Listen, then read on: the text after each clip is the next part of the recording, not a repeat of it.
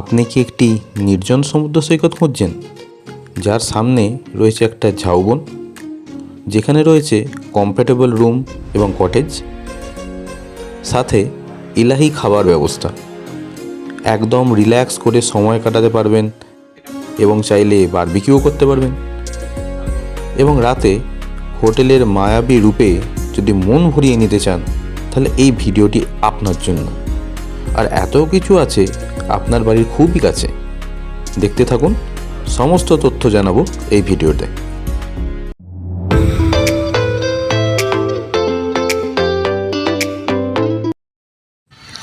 নমস্কার বন্ধুরা, আশা করি সবাই ভালোই আছেন। লাভ টু ট্রাভেল চ্যানেলে আপনাদের স্বাগত জানাই। এটা হলো 16 নম্বর জাতীয় সড়ক, স্থানটির নাম নিমদিঘি। আর এটা হলো শরৎচন্দ্র চট্টোপাধ্যায় মেডিকেল কলেজ এবং হাসপাতাল। আমি অপেক্ষা করছি আমার বাসের, চলেছি বগুড়ান জলপাই। এই হলো আমার বাস, যার টিকিট আমার আগেই অনলাইনে কাটা আছে। এটা ধর্মতলা থেকে 9:30টার সময় ছাড়ে এবং এখানে এসে পৌঁছায় ওই 11:15 নাগাদ। দেখুন, বাসের মধ্যে উঠে বসে পড়লাম আমার জন্য সংরক্ষিত সিটে। আমার দুই বন্ধু আগেই উঠে পড়েছে। আর বাসের মধ্যে এরকম সিনেমা দেখতে দেখতে আমরা চললাম একদম রিল্যাক্স করে। এসি বাস, কোনো কষ্ট হবে না। দেখুন, এই দৃশ্যটা থেকে মনে হচ্ছে আমরা প্রায় পৌঁছেই গেছি। আমরা নামলাম কাঁথিতে। কাঁথির 3 মাথার মোড় থেকে আপনাকে টোটো বা অটো ধরতে হবে। এখানে প্রচুর টোটো দাঁড়িয়ে থাকে, কোনো অসুবিধা হবে না।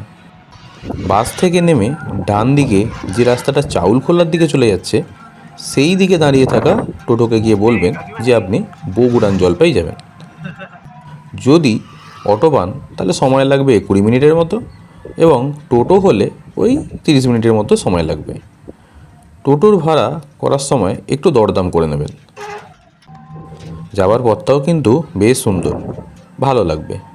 চলে এলাম বগুড়ান জলপাইয়ে আমাদের হোটেল সাগর নিরালায়। এখানে থাকার জন্য এই একটিমাত্র হোটেলই আছে। হোটেলে আমি আগেই বুকিং করে রেখেছিলাম। ভেতরটা খুব সুন্দর এবং বড়। 5 তলা উঁচু বিল্ডিংয়ের 1 তলায় রয়েছে রিসেপশন এবং ফুডিং।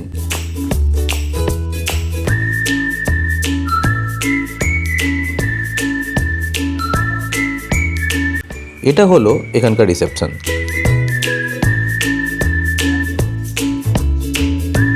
আপনি হোটেলে এলেই আপনাকে ওয়েলকাম ড্রিঙ্কস দিয়ে স্বাগত জানানো হবে। এখানে ওয়েলকাম ড্রিঙ্ক হিসাবে আম পান্না শরবত দিচ্ছে, খুব সুন্দর খেতে কিন্তু। আমরা অবশেষে হোটেল সাগর নিরালায় পৌঁছে গেলাম। আর আমরা যে রুমটা নিয়েছি সেটা হচ্ছে ফার্স্ট ফ্লোরে, রুম নাম্বার 9। ঠিক আছে, তা আমাদের রুমটা এবার একটু দেখিয়ে দিই। এইরকমভাবে গলির মধ্যে দিয়ে এসে সামনেই এই আমাদের রুম। আমাদের 3জন থাকার মতন ঘর আমরা চেয়েছিলাম। এখানে একটা ডবল বেড রয়েছে আর তার পাশে একটা সিঙ্গেল বেড দিয়ে দেওয়া রয়েছে। 3জনের কোনো থাকতে সমস্যা নেই। আর শীতকাল, এসি সেই জন্য আমরা নিইনি, যদিও রুমে এসি রয়েছে। আর এখানে টিভি তো দেওয়া রয়েছে, এটা চালু অবস্থায় আছে কিনা কিছুক্ষণ পরেই বুঝতে পারবো। আর এখানে বড় মিরর রয়েছে। এখানে জিনিসপত্র রাখার জন্য জায়গা, আলমারি দেওয়া রয়েছে। এখানে আমাদের ব্ল্যাঙ্কেট, টাওয়েল সব রয়েছে। আর বসার সিট, যথেষ্ট জায়গা, রুম খুব ভালো। আর বাথরুমটা একবার দেখিয়ে দিই। বাইরে এখানে একটা বেসিন দেওয়া আছে, আর সত্যি খুব প্রয়োজন। অনেক হোটেলেতে এইটা দেয় না বাইরে। এই হলো বাথরুম, যথেষ্ট বড়। আর এক্সস্ট, এখানে শাওয়ার তো রয়েছে, এখানে কোমোড রয়েছে, এদিকে মিরর। তো গিজারটা, যেটা ব্যাপার বুঝতে পারছি, গিজারটা রুমের মধ্যে দেয়া নেই, কিন্তু ওরা বলেছে যে গিজার চালু অবস্থায় রয়েছে, আমরা গরম জল এমনি পাবো। আর এই দিকটায় হচ্ছে কি জানালা রয়েছে, দেখি। আচ্ছা, এই দিকটা হচ্ছে হোটেলের ভেতরের দিকটা। অন্যান্য যে রুমগুলো, পাশের রুমগুলো, এর ভেতরটা অনেকটা বড়। যাকে পরে আমি বাইরেটা পুরোটা ঘুরে দেখাচ্ছি। আপাতত রুমের মধ্যে আমরা একটু রেস্ট নিই, কারণ 2টো বেজে গেছে। এখানে ঘর এবং খাওয়ার টাকা আলাদা করে কিন্তু নেওয়া হয় না, এখানে প্যাকেজ সিস্টেম আছে। এখানে পার ডে পার পারসন 1550 টাকার প্যাকেজ।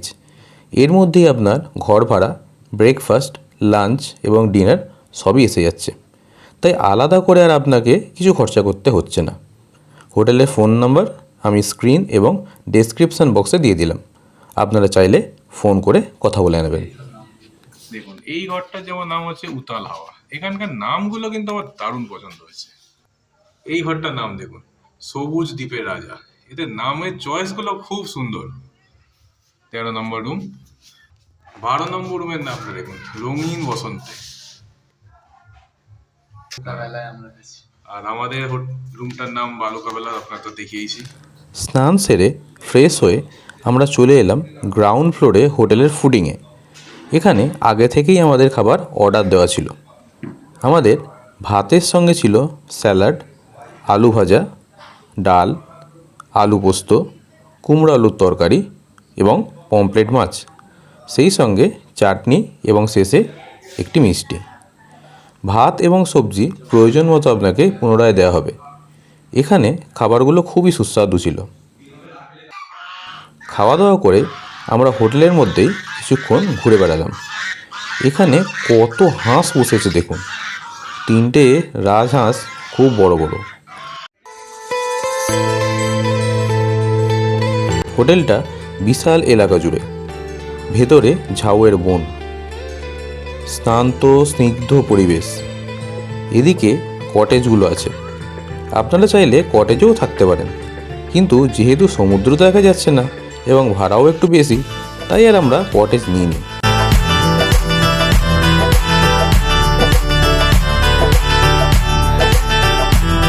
এখানে চাইলেই আপনি শুয়ে রিল্যাক্স করুন, কোনো সমস্যা হবে না।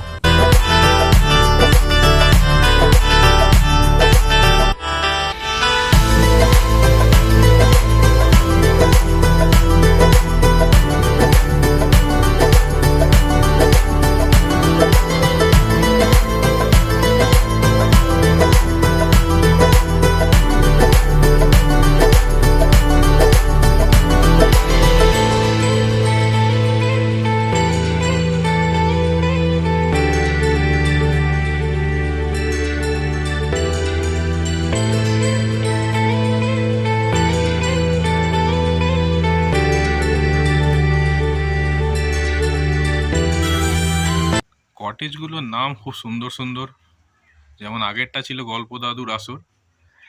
এই কটেজটার নাম দেখুন, এটার নাম জয় জওয়ান।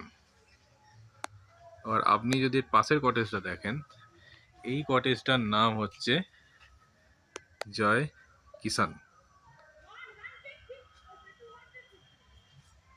আর আপনি যদি চান যেখানে রিল্যাক্স হয়ে সময় কাটাবেন, তাহলে কত রিল্যাক্স হতে যে আপনি পারেন সেটার এক্সাম্পল দেখুন। দেখছেন তো, একটা 30 বছরের যুবক মনে হবে? দাঁড়ান, সত্যিকারের যুবক আপনাদের এক্ষুনি প্রমাণ করে দেখিয়ে দিচ্ছে। কি দাদা, এতক্ষণ তো দিব্যি লাফালাফি করছিলেন, হঠাৎ করে ঘোড়া দিকে খোঁড়া হয়ে গেলেন কেন? আপনাকে তো দেখে বৃদ্ধ মনে হচ্ছে। আচ্ছা, দোলনা দেখে আপনি এরকম হয়ে গেছেন যে একটু দোল খেতে হবে। আপনি তো দোল খাচ্ছেন না, আপনি তো শুয়ে আছেন। এই রে, সর্বনাশ করেছে। আচ্ছা চলুন, আমরা একটু দোল দিয়ে দিই। দোল দেবেন না যেন উল্টে পড়ে যায়। ভয় পাবেন না, ভয় পাবেন না। বাহ, দেখেছেন কিরকম রিল্যাক্স করা যাচ্ছে এখানে। আর আপনি যদি চান আপনি টেনশন নিয়ে থাকবেন, সেটাও আপনি করতে পারেন। রীতিমতো টেনশনের ভাবমূর্তি। ওখানে উঠে নাচানাচি করো, থুস। রাঙিয়ে দিয়ে যাও বলছে ওখানে। এরপর আমরা চলে এলাম সমুদ্র সৈকতে। হোটেল থেকে পায়ে হেঁটে 3 মিনিট লাগলো। প্রথমে ঝাউবন, তারপর বালির মধ্যে দিয়ে হাঁটতে হাঁটতে সমুদ্র সৈকতে পৌঁছাতে হবে। তবে হোটেল থেকে বেরিয়ে প্রথমে বুঝতেই পারবেন না যে সমুদ্রের এত কাছে আছেন, গ্রাম বাংলার পাড়ার মধ্যে দিয়ে এসে হঠাৎ করেই সমুদ্র। আসলে আমি এখানে 25শে ডিসেম্বর এসেছিলাম। আজ লোকাল লোকের এখানে পিকনিক করতে এসেছে, তাই কিছুটা লোক সমাগম হয়েছে, না হলে এটা পুরো ফাঁকাই থাকে। যদি আমরা শুধু এই জায়গাটায় দেখি, মনে হতে পারে যে আমরা উড়িষ্যার সেই চাঁদিপুরে চলে এসেছি। এই জায়গাটা পুরো চাঁদিপুরের মতন লাগছে, দেখুন জল পিছিয়ে গেছে আর সেই বালি আর কাদা মিশ্রিত যে সি বিচটা সেটা বেরিয়ে পড়েছে, অনেক দূরে জল এখন।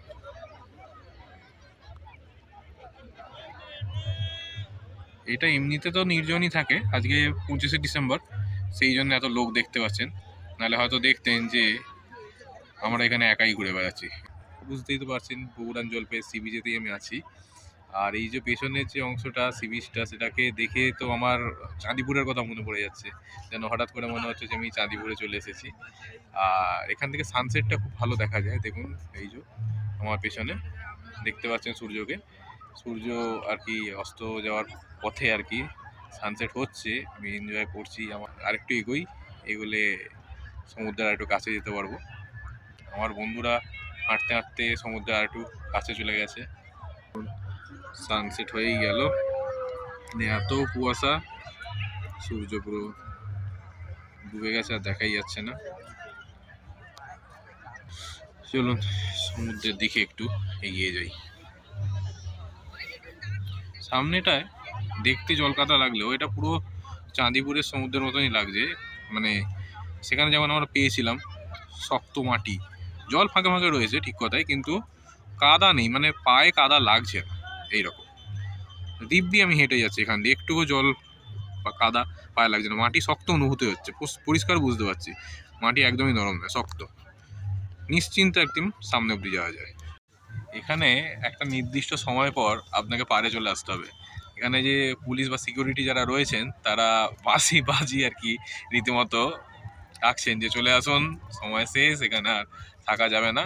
এরকম সুন্দর একটা পরিবেশ, একটা পাড় ছেড়ে যেতে তো ইচ্ছে করছে না, তো কিছু করার নেই, নিয়ম তো মানতে হবে আমাদের।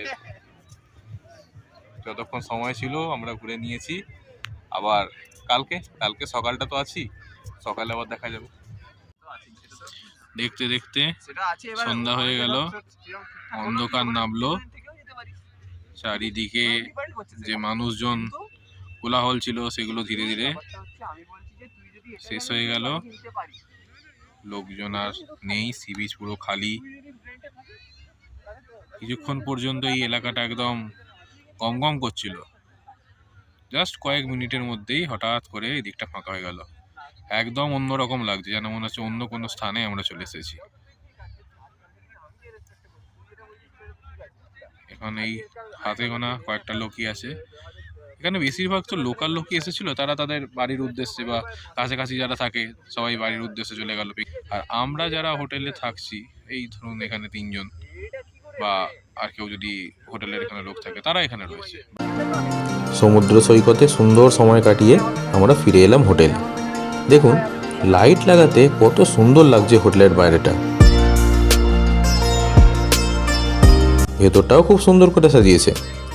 বন্ধুরা, আজ আমরা এখানে সন্ধ্যা থেকে খুব মজা করব, কারণ আমরা এখানে বারবিকিউ করতে চলেছি।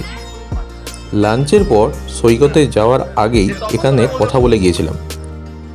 বারবিকিউ করতে খরচ প্রতি কেজি চিকেনে 600 টাকা। ওরা সব কিছুই ব্যবস্থা করে দেবে, চাইলে ওরাই সব করে দিতে পারে, বা আমরা চাইলে আমরাও বারবিকিউ করতে পারবো। আমরা বললাম যে কিছুটা আমরা এবং কিছুটা ওরা করে দিক। সন্ধেবেলায় স্ন্যাক্স হিসাবে বারবিকিউ চিকেন, আমার তো এখনই জিভে জল এসে যাচ্ছে।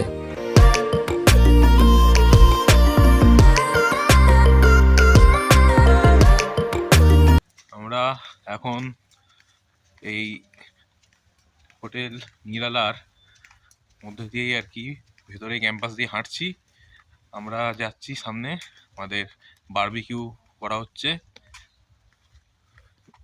বারবিকিউ করার জন্য আমরা এগিয়ে এলাম, শুরু হয়ে গেছে অলরেডি। আমাদের 1 কেজি ভাবছিলাম, আচ্ছা আমি ভাবলাম যে আরো কেউ দিয়েছে। আমিও তো সেটাই ভাবলাম যে আচ্ছা এখানে দেখুন বন্ধুরা, বারবিকিউ হচ্ছে। আর রাঁধুনিকে চিনতে পারছেন তো? কি করছে দেখুন, রাঁধুনি। এগুলো করতে তো খুবই মজা লাগে। আমরা সবসময়ই ভাবি এটা করব, কিন্তু সবসময় সুযোগ হয়ে ওঠে না। এই সাগর নিরালায় এসে আমাদের সুযোগ হয়েছে এবং আমরা খুব আনন্দ সহকারে আর কি এখানে বনফায়ার করছি।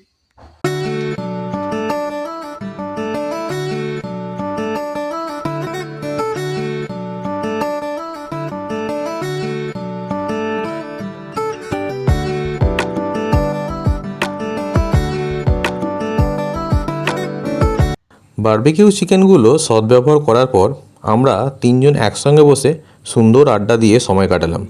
এই পরিবেশে সময় যে কীভাবে কেটে গেল বুঝতেই পারলাম না।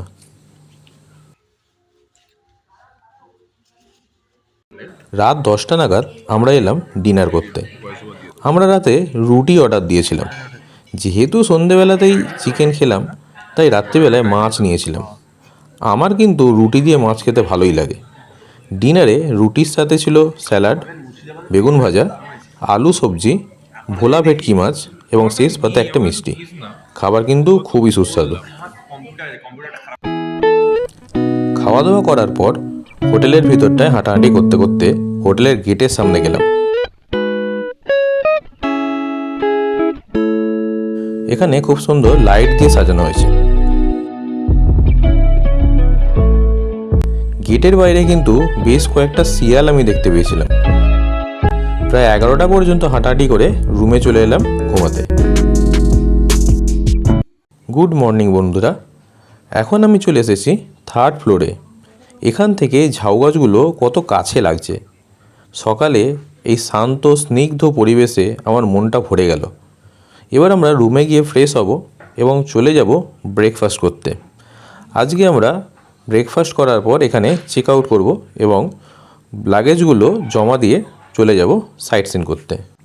লাগেজগুলো হোটেলেই আপাতত রাখা থাকবে এবং সাইট সিন করে ফেরার পথে আমরা লাগেজগুলোকে নিয়ে চলে যাব আমাদের বাস ধরার উদ্দেশ্যে। বন্ধুরা, আমরা চলে এলাম ব্রেকফাস্ট করতে। এখানে আমরা প্রত্যেকে নিজের ইচ্ছা মতন ব্রেকফাস্ট নিয়েছি। মিহির যেমন নিয়েছে লুচি, আমি নিয়েছি মুড়ি এবং রাজর্ষি নিয়েছে রুটি। সঙ্গে ছিল বেগুন ভাজা, তরকারি এবং মিষ্টি। এই খাবার খেয়ে তো আমার দারুণ লাগলো। এরপর আমরা বের হলাম সমুদ্র সৈকতের দিকে। দেখুন, আপনাদের রাস্তাটা ভালো করে বুঝিয়ে দিই। এই হচ্ছে হোটেল সাগর নিরালা, আর এই রাস্তাটা এদিকে মেন রোডের দিকে চলে গেছে, আর আমাদের রাস্তা হবে এই দিকে। এই রাস্তাটা হচ্ছে সোজাসুজি সি বিচ চলে গেছে, বুঝা যাচ্ছে? এই হচ্ছে আমাদের হোটেল, আর এইখানে একটা ডিটেকশন দেওয়াও আছে এই রাস্তায়।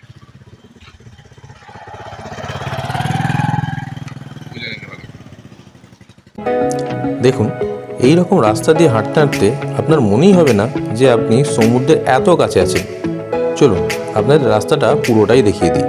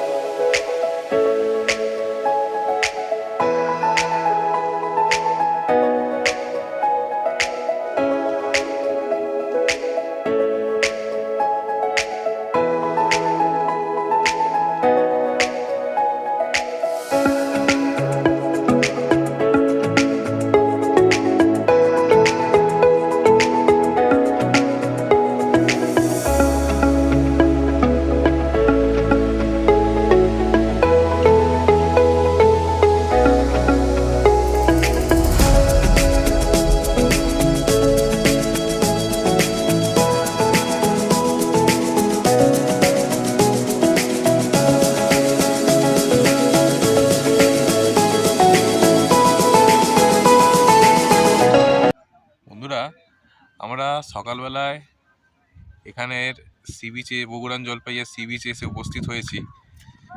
এখানে আজকে 26শে ডিসেম্বর বলে তবু কিছু লোকজন আছে, নাহলে এটা পুরোপুরি নির্জন থাকে।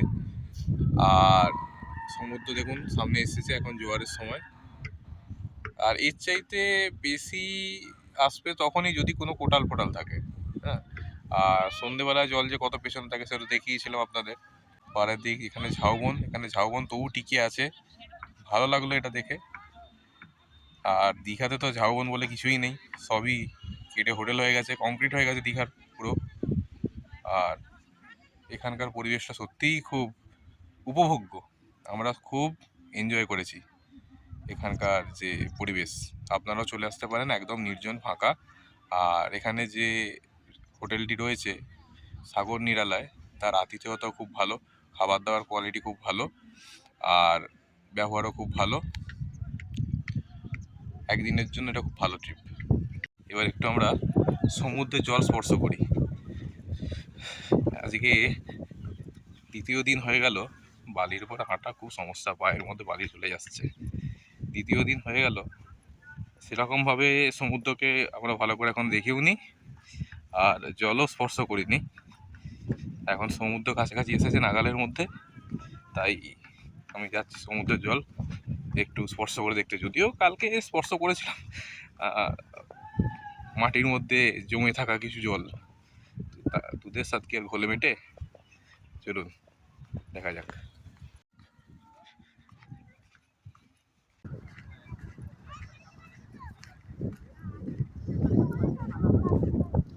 প্রায় নির্জনই বলা চলে এই সি বিচ। 26শে ডিসেম্বর বলে লোকজন কিছু হয়েছে, নাহলে আরোই ফাঁকা। দেখুন, আর এই জায়গাটা দেখুন কি সুন্দর লাগছে।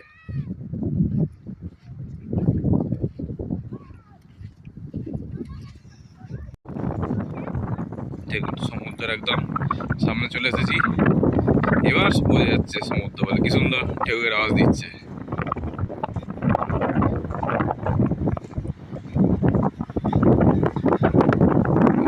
এই না হলে সমুদ্রের ফিল, এই আওয়াজটাই মনকে কত আনন্দ দেয়।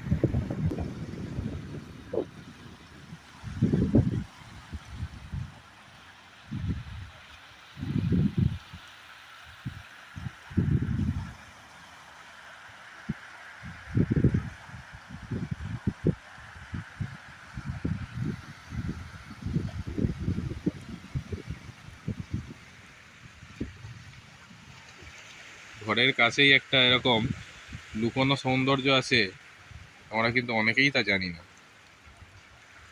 এই দেখুন সমুদ্রের জল কিরম কাছে চলে আসছে।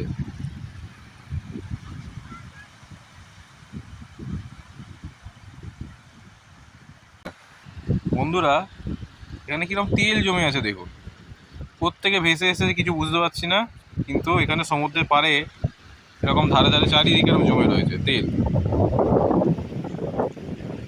হয়তো কোথাও কোনো দুর্ঘটনা ঘটেছিল, তার হয়তো তেল এখানে ভেসে এসেছে।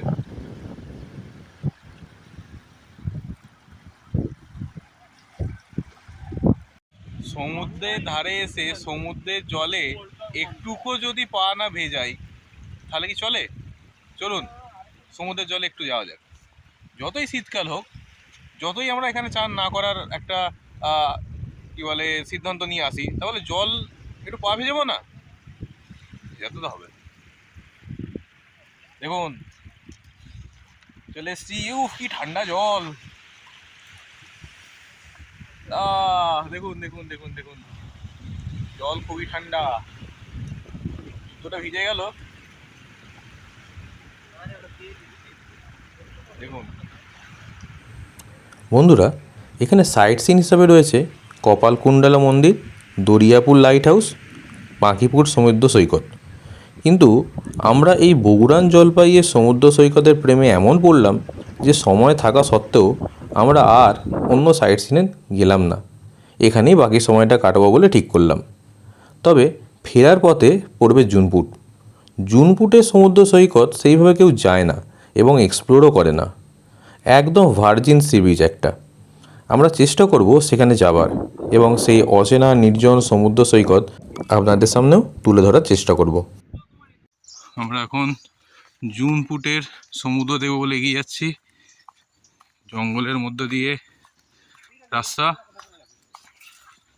চলুন দেখি সমুদ্রের ধার অব্দি যাওয়া যায় কিনা। কোনো গ্যারেন্টি নেই পৌঁছানো যাবে কিনা, সময়ও সীমিত।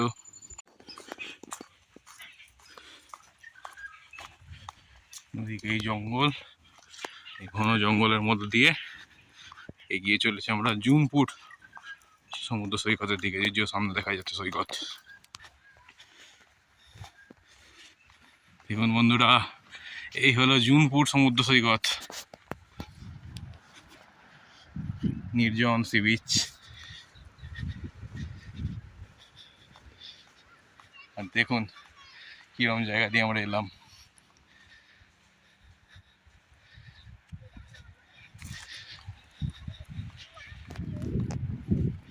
বন্ধুরা একদম নির্জন, লোকাল দু একজন ছাড়া আর কেউ এখানে নেই।